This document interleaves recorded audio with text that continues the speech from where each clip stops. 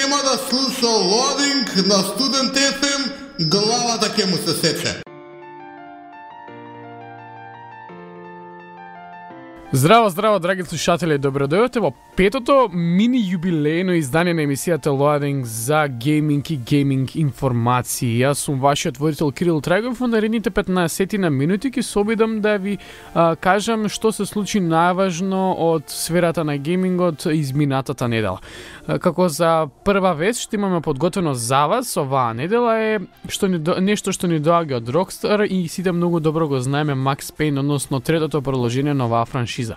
Rockstar ни открива некои нови делови за механиката на нивната Max Payne 3. Ликовниот директор на Rockstar, Роб Нелсон, говореше на GameSpot за некои нивни нови работи кои се додадени во франшизата на Max Payne. Тој ни открива дека Max Payne 3 ќе има и преку рамото систем за нишање и механика за засолнување од непријателски оган.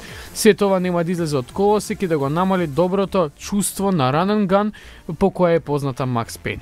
Ние представивме систем за нишање преку рамото, кој ќе ве возможи да зумирате малку поблиску и да нишаните попрецизно на сметка на тоа да можете да се движите наоколу многу побрзо.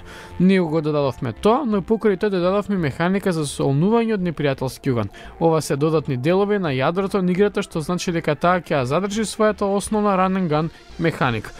Нелсон не открива дека Max Payne 3 ќе користи еуфорија аниматорскиот енџин и ни кажа како Rockstar направи огромен чекор во анимацијата од GTA 4 до Red Dead Redemption и дека може да очекуваме исто така голем скок во анимацијската технологија со промовирањето на Max Payne 3. Еуфорија во основа е само група на одредени однесувања кои може да се подесат и се зависи од тоа колку труд ќе вложите во тој енџин. Па така Max Payne 3 во него вложивме многу труд во различни сфери од еуфоријата. Тоа е физиката и позирањата на анимациите кога работат во единство, па затоа треба да бидете во можност да контролирате каде тој посочува, но и треба да се однесува реалистично во зависност од неговата околина. Ако сакате, може да останете на земјата од било која причина и да пукате 360 степени на секаде околу вас. Така Макс се врти од поза во поза. Тоа е еден вид на физика и анимација во која напорно работевме за да го доловиме чувството на реалистичност. Command me!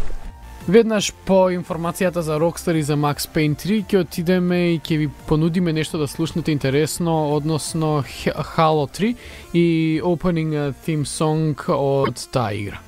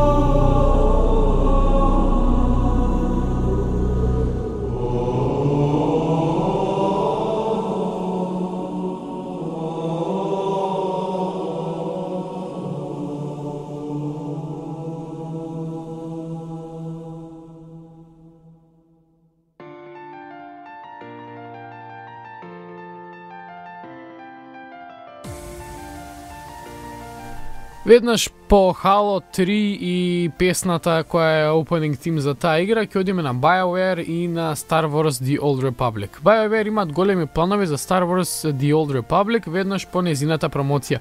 Коосновачите на BioWare, доктор Рей Музика и Грег Зечук, го открија својот план за континуирано надоградување на играта веднаш по незиното излагање. Повеќето игри на BioWare имаат неразвиен план за проширување на самите игри по нивното промовирање, односно повеќе се заосноваат на експанзија отколку на пачови. Тука станува збор за истата работа, но помалку е видео изменета, изјави Зечук. Ова е навистина фокусирано. Самото надоградување на игрото на играта, како составен дел од системот, на подолг рок се надеваме дека ќе се исплати дека ќе биде позанимливо за играчите. Додека тие не ни понудија никакви информации што точно овие надградби ќе содржат, ние река дека работат на некои идеи и на фидбекот од фановите за да ги задоволат нивните желби и потреби се разбира поврзани што се за Star Wars и The Old Republic. Take that, you sod! Веднаш по Star Wars се префрлуваме на полето на Doom, односно Doom 3. ID Software пушти нов source код за Doom 3 онлайн. Продолжувајќи ја традицијата на промовирање на нивната технологија јавно, ID Software направи source код за Doom 3 и овозможи да се снима од интернет насекаде. Тоа значи дека тие кои што се занимаваат со правење на модови ќе може да уживаат во својата целосна слобода, правејќи дури целосни нови верзии на играта Doom 3. Некои многу мали промени неодамна беа направени на source кодот за да може да се решат некои потенцијални проблеми поврзани со патентот на играта. Да се има на ум дека верзијата што се нуди на интернет ја содржи само технологијата на играта, но не и незините фактички делови.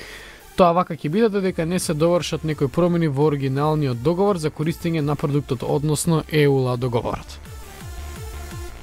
Сега во продолжение ќе ве оставам да слушнете уште една мелодија, односно opening theme song на уште една FPS акција игра. Станува збор за Battlefield, но не најновата, туку за првата оригинална Battlefield 1942. Уживајте.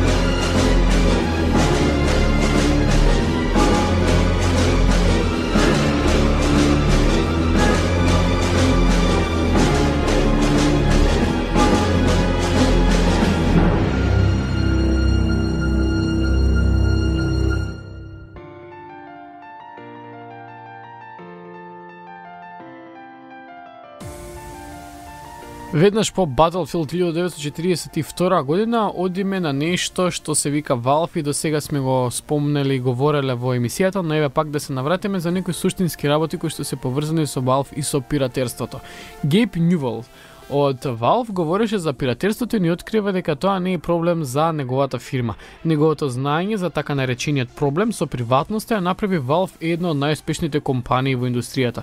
Во неодамнешното интервју, Гейб ни објасни зашто пиратерството не е проблем на Valve и дека некои од драстичните мерки за дигитален менеджмент кои се применуваат чинат повеќе штета отколку добро. Гейб вели дека за да се бориме со пиратерството, вие морате да понудите подобра услуга отколку самите пирати.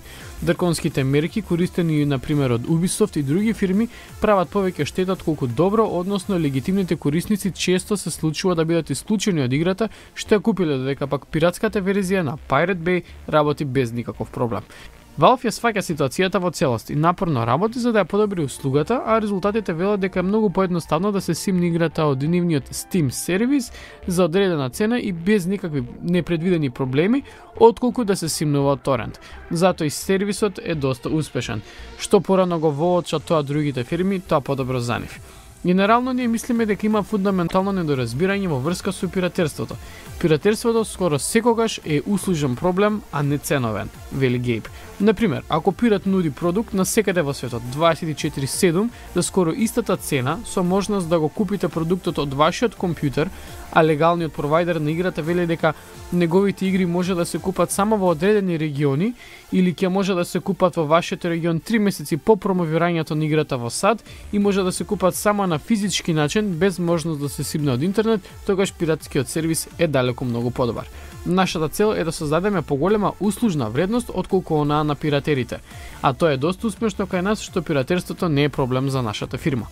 Пред навлегувањето на рускиот пазар ни беше речено дека Русија е само губење на време, бидејќи никој не ги купувал нашите игри и сите би се служеле со торентите. Сега Русија ќе ни стане најголем пазар во цела Европа, вели Гейб. За крај го чуваме, како да кажам, шлагот, односно јаготката на шлагот за оваа емисија, односно за сите тие што се заинтересирани за GTA 5, еве може да слушнат нешто ново и нешто интересно. Има голем број на шпекулации поврзани со GTA 5 кои циркулираат на интернет. Ниту едни од нив не се потврдени од Rockstar, но постои добра можност и да се вистинити. Rockstar ја чувал најголема тајност GTA 5, но за среќа ние стигнавме до некои можни информации од внатрешноста на компанијата. Шпекулациите не се потврдени од Rockstar и можно е да не се вистинити, но има и шанса тие да се точни. Еве од прилика некои 20 шпекулации кои што би можеле да бидат интересни за нашите фанови и воопшто за самата игра GTA 5. Значи, главната улога бе бил 30 годишен афроамериканец. GTA 5 ќе биде 4 пати поголема од GTA 4 со места како рурални средини, шуми и плажи. Би требало да ви одземат некои 15 минути од центарот до градот да стигнете до шумата која се наоѓа на периферијата на градот.